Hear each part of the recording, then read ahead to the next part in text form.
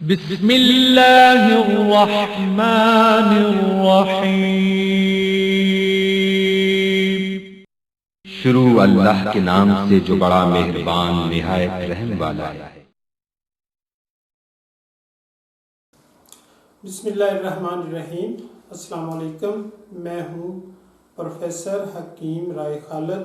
آپ دیکھ رہے ہیں ہمارا یوٹیوب چینل حکیم رائے خالد۔ ہم آپ کو ہر بیماری اور اس کی علامات اور اس کے علاج کے بارے میں مکمل رہنمائی دیں گے۔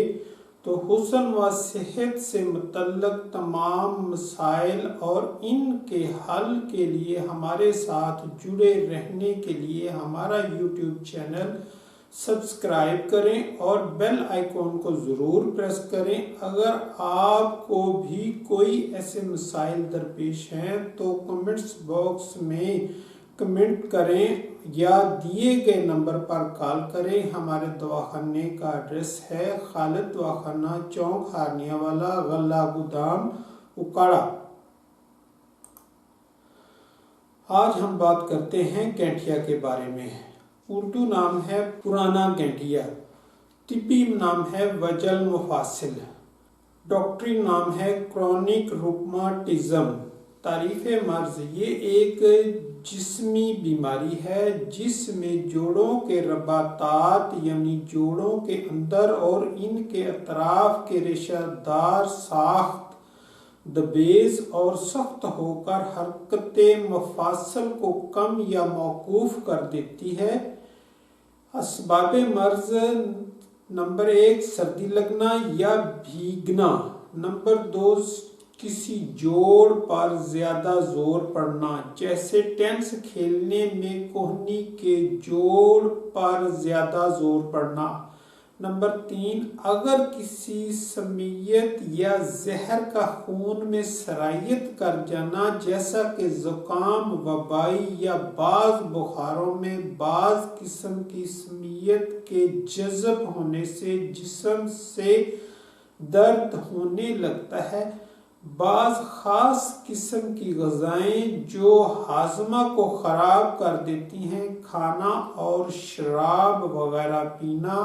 نمبر 4 یہ مرض اکثر ادھیڑ عمر کے بعد نسبتاً مردوں کے زیادہ ہوا کرتا ہے جو سردی کھاتے یا بھیگ جاتے ہیں۔ نمبر 5 کبھی یہ مرض خاندانی بھی ہوتا ہے۔ نمبر 6 سرد اور مرطوب موسم میں زیادہ ہوا کرتا ہے۔ نمبر 7 غریب محنتی لوگ جن کو ناقص و ناکافی غذا ملتی ہے وہ اس مرض میں زیادہ مبتلا ہوا کرتے ہیں۔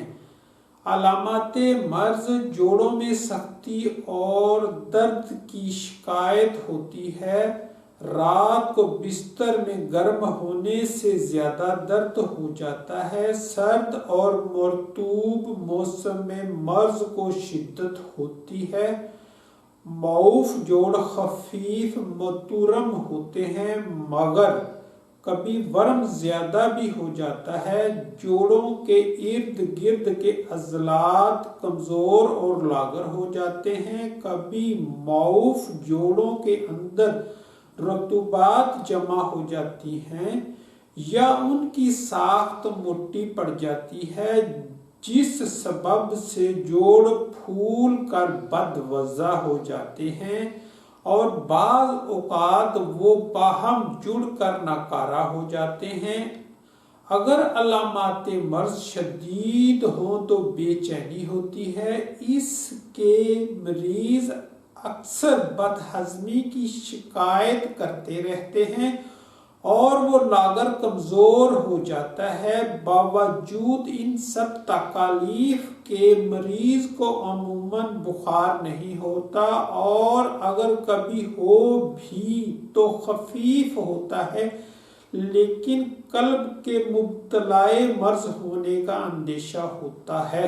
چونکہ پرانا گینٹھیا عموماً مادہ سوداوی کا نتیجہ ہوا کرتا ہے جس کی وجہ سے عموماً جوڑوں میں صلابت و سختی پیدا ہو جاتی ہے، لہذا پہلے ورم کو تحلیل اور جوڑوں کو نرم کرنے کے لیے یہ ضماد لگائیں۔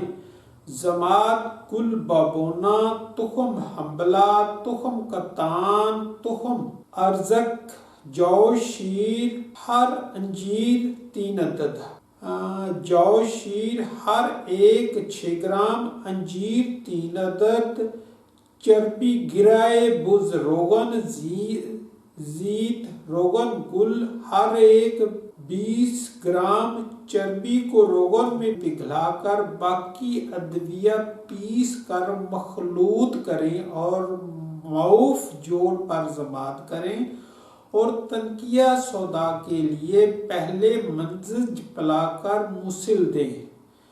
نمبر 2، نسخہ منزج: سرنجہ شیریں 50 گرام، برگ شاطرہ 60 گرام، افتیمون ولیتی بسفائنج فسکی ہر ایک 50 گرام، اناب 5 دانہ، بادیان بیخ بادیان ہر ایک 6 ماشا، رات کو گرم پانی میں بھگو کر صبح جوش دے کر صاف کر کے گلقند 30 گرام داخل کر کے 9 روز پلائیں۔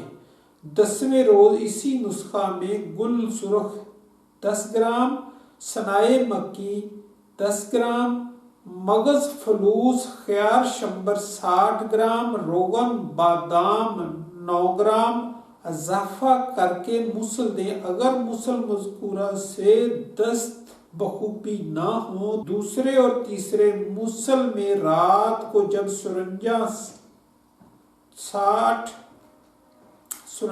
6 گرام کھلا کر صبح کو مسل مذکور پلائیں اور ہر ایک مسل کے درمیان 1 یا 2 روز کا وقفہ دیں۔ تنکیہ کے بعد مندرجہ ذیل نسخوں میں سے کوئی استعمال کرائیں۔